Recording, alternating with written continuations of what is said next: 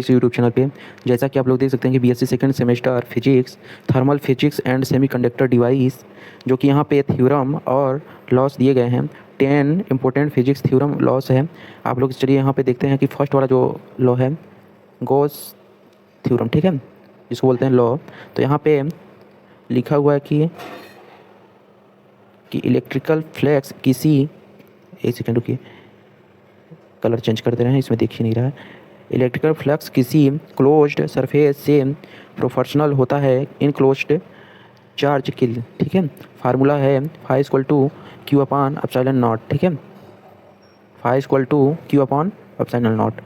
ये रहा Gauss law, Gauss theorem हम लोग पहले क्लास सेंटर में पढ़े थे। ये पता नहीं इसमें क्या दे दिया गया है, पर चलिए नेक्स्ट वाले पे चलते हैं जो 2 वाला है, Gauss divergence theorem. Gauss divergence theorem, यहाँ पे वॉल्यूम के अंदर का डाइवर्जेंस इक्वल टू सरफेस से निकालने वाला फ्लक्स क्या कहलाता है? गॉस डाइवर्जेंस थ्योरम, ठीक है। ये शॉर्ट थ्योरम है, आप लोग इसको अच्छे से नोट कर लीजिए। बस इतना अगर आप लोग को मालूम है कि वॉल्यूम के अंदर का डाइवर्जेंस इक्वल टू सरफेस से निकालने वाला फ्लक्स, आप बना बना के लिख देंगे तो नंबर मिल जाएगा। चलिए नेक्स्ट वाले पे चलते हैं, स्टोक्स थ्योरम। इसमें भी वही है, क्लोज्ड लूप का कैलकुलेशन जो होता है इक्वल टू सरफेस का कर्ल, ठीक है, स्टोक्स थ्योरम कहलाता है। ग्रीन्स थ्योरम लाइन इंटीग्रल और एरिया इंटीग्रल के बीच रिलेशन बताता है, ठीक है। ये जो थ्योरम है लाइन इंटीग्रल और एरिया इंटीग्रल के बीच का रिलेशन बताता है। जो 5 वाला है work energy theorem, total work, ठीक है, total work equal to change in kinetic energy.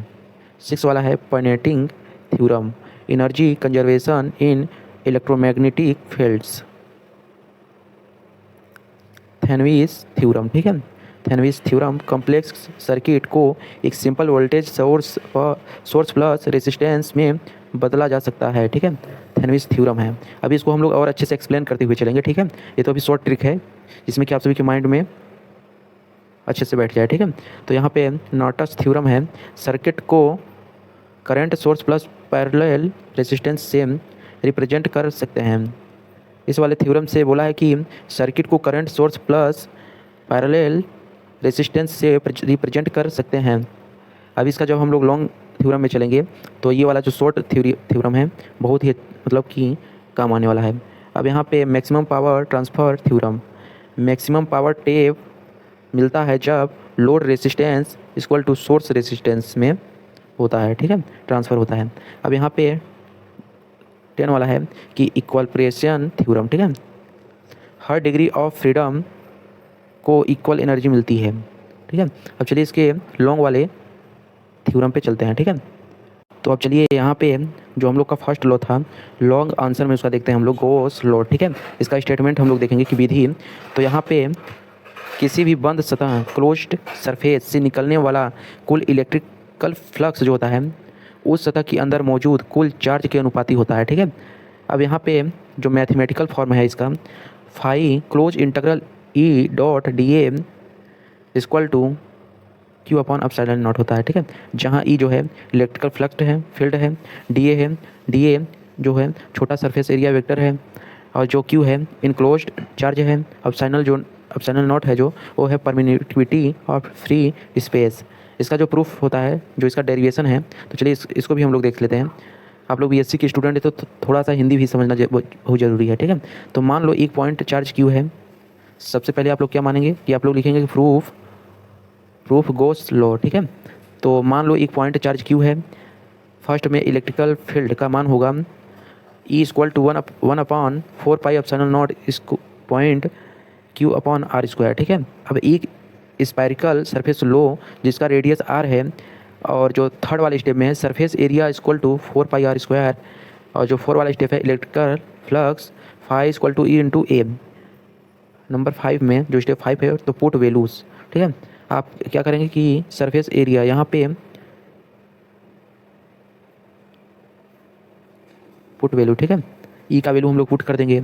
ई का वैल्यू क्या था 1 upon 4 pi epsilon not into Q upon are square, ठीक है, यही हम लोग पुट कर दिए इसमें। तो simplify phi equal to Q upon epsilon not, ठीक है, क्योंकि 4 पाई एप्सिलॉन नॉट से ये कट गया, 4 पाई कट गया, आर स्क्वायर भी कट गया, ठीक है।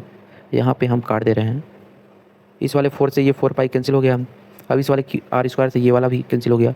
अब जो यहाँ पे बचा है 1/ε0 इंटू क्यू है। अब इस वाले क्यू को यहाँ पे मल्टीप्लाई कर देंगे तो Q/ε0 आ जाएगा, ठीक है। और यही तो है गॉस लॉ, ठीक है। अब यहाँ पे ये तो हो गया, प्रूफ हो गया। अब चलिए नेक्स्ट वाले पे चलते हैं। नेक्स्ट वाला भी बहुत ही अच्छा ही होगा। तो यही गॉस लॉ है, ठीक है। गॉस लॉ इंपॉर्टेंट पॉइंट्स इसको देख लेते हैं कि फ्लक्स डिस्टेंस आर पर डिपेंड नहीं करता, सिर्फ इनक्लोज्ड चार्ज पर डिपेंड करता है। सिमेट्री वाले केसेस स्पायरस सिलेंडर प्लेन में बहुत यूजफुल होता है ये एप्लीकेशन, ठीक है। अब यहाँ पे इलेक्ट्रिकल फील्ड निकालना, sphere wire plane sheet capacitor problems, ठीक है। ये सब कुछ नहीं होगा। अब यहाँ पे एग्जाम टिप्स, ठीक है। अगर एग्जाम में आ गया तो आप सभी को क्या क्या करना पड़ेगा, क्या क्या लिखोगे इसमें कि फुल मार्क्स मिल जाए, ठीक है। तो यहाँ पे इसका जो सबसे पहले आप लोग लिखेंगे कि स्टेटमेंट, ठीक है। उसके बाद लिखेंगे फार्मूला, उसके बाद बनाएंगे डायग्राम, उसके बाद डेरिवेशन बनाएंगे। इसका जो डायग्राम रहता है इसी कुछ रहता है, ये ऐसे देखिए, ऐसे ही कुछ रहता है, ठीक है ना। आप लोग अच्छे से बना लीजिएगा इसको। डेरिवेशन करेंगे, फिर इसका एप्लीकेशन लिखेंगे। एप्लीकेशन नहीं लिखेंगे चलेगा, पर इसका डेरिवेशन लिखना बहुत ज़रूरी है, फार्मूला लिखना ज़रूरी है, डायग्राम बनाना ज़रूरी है, स्टेटमेंट लिखना ज़रूरी है। इन 5 टिप्स पे अगर आप लोग काम करेंगे तो फुल नंबर मिल जाएगा। अब यहाँ पे नेक्स्ट वाले पे चलते हैं।